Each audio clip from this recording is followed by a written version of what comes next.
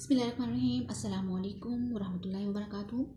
Students, आज हम class 11th का सेकंड चैप्टर बिरकनहेड ड्रिल की ट्रांसलेशन करेंगे। So open your book, page number 12। Birkenhead drill. Birkenhead drill ये एक ट्रू स्टोरी है और जो कि एक वाक़या है सफ़र का कि जिसमें जो है वो बहुत सारी मुश्किलात का उनको सामना करना पड़ा। आइए इसको स्टार्ट करते हैं। The Birkenhead drill was a troop ship. Birkenhead drill एक जो है वो जंगी जहाज़ था। इन फरवरी 1851, मोर दैन 150 ईयर्स अगो, 1851 में, फरवरी 1851 में तकरीबन जो है 150 ईयर्स अगो, 150 साल पहले की बात है, से भी पहले की बात है। It was carrying soldiers and their families to South Africa, कि वो जो कश्ती थी, वो जहाज़ जो था वो लेके जा रहा था सिपाहियों को और उनके ख़ानदानों को टू साउथ अफ्रीका की तरफ, जनूबी अफ्रीका की तरफ। There were 630 people on the ship. उस जहाज़ में 630 लोग थे। Of these 170 were women and children. उनमें से 170 लोग जो थे वो औरतें और बच्चे थे। The soldiers were mostly young, और जो सिपाही थे वो ज़्यादातर जवान थे। अनएक्सपीरियंस्ड, ना तजर्बाकार थे। अनएक्सपीरियंस्ड मैन, ना तजर्बाकार आदमी थे।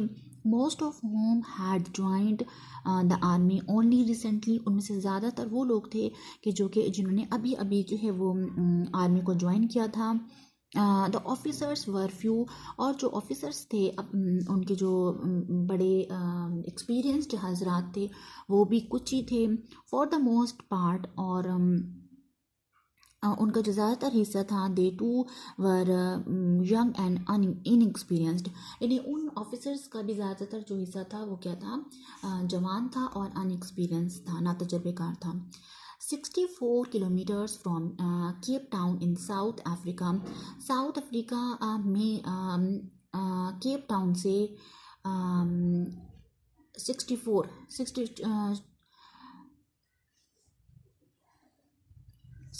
किलोमीटर,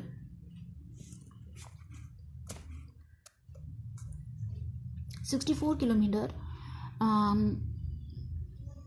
केप टाउन से 64 किलोमीटर दूर जो साउथ अफ्रीका में, there was a rock in the sea. समंदर में एक चट्टान थी। Which was then unknown and undiscovered, कि जो कि उस वक्त तक जो है वो ना अनजानी थी और अनडिस्कवर्ड थी, यानी गैर दरियाफ्त शुदा थी। It was not shown in any of the maps of the sea, और वो अभी तक जो है समंदर में, उस वक्त तक समंदर के जो नक्शे में नहीं जाहिर की गई थी। It lay hidden under the surface of the sea, वो लेटी हुई थी और छुप के under the surface of the sea, सतह समंदर में। As if it were a wild creature of the ocean, जैसे कि वो हो एक जंगली मखलूक समंदर की। Lying in wait for its prey, कि जो कि लेटी हुई थी अपने शिकार के इंतज़ार में।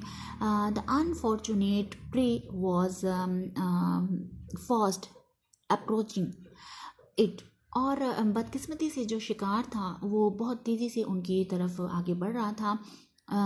All unconscious of its fate, अपनी जो है तकदीर से बेखबर। It was the troop ship Birkenhead, और ये जो है जंगी जहाज़ बिरकनहेड था। Whatever it was thinking of at that moment, अलबत्ता कुछ भी वो उस टाइम में सोच रहा हो, it had no idea that it was fated to suffer early destruction, और इसका कोई भी ख्याल नहीं था, अंदाज़ा नहीं था, सोच नहीं थी कि इसकी जो है तकदीर में एक बहुत जल्दी एक तबाही लिख दी गई है। इट वॉज़ 25 फरवरी, ये 25 फरवरी का दिन था।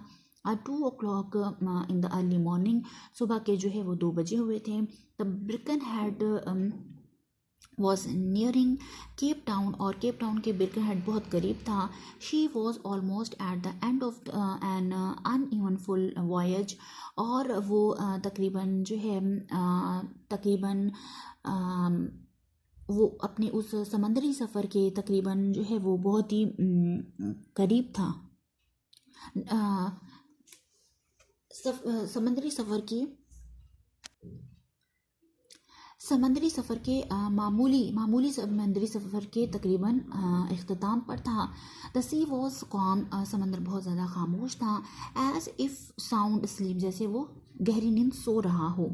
सडनली, अचानक, देयर वाज अ क्रैश, कि अचानक एक जो है वो चीज़ टूटती है, टकराव होता है. The ship has struck the hidden rock, जहाज़ जो है वो टकराता है एक छुपी हुई चट्टान से.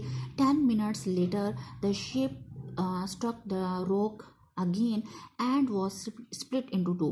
10 मिनट बाद फिर वो जो है एक चट्टान से टकराता है, और फिर जो है वो जहाज़ 2 टुकड़ों में बट जाता है.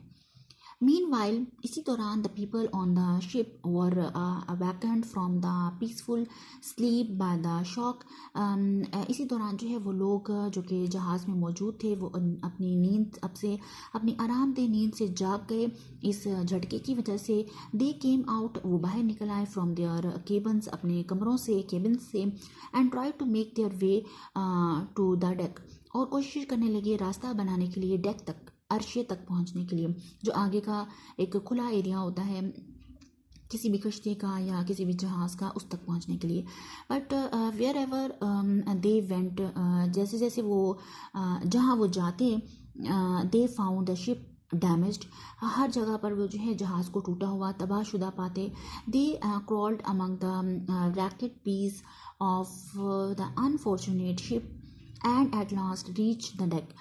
उन्होंने जो है रेंगना शुरू कर दिया अमंग द रैकेट पीसेस, अपने टूटे हुए जहाज़ के टूटे हुए टुकड़ों पर, on the of the unfortunate, यानी बदकिस्मत जहाज़ के टूटे हुए टुकड़ों पर. एंड एट लास्ट, और आखिरकार वो पहुंच गए उस डेक तक, उस अर्शे तक.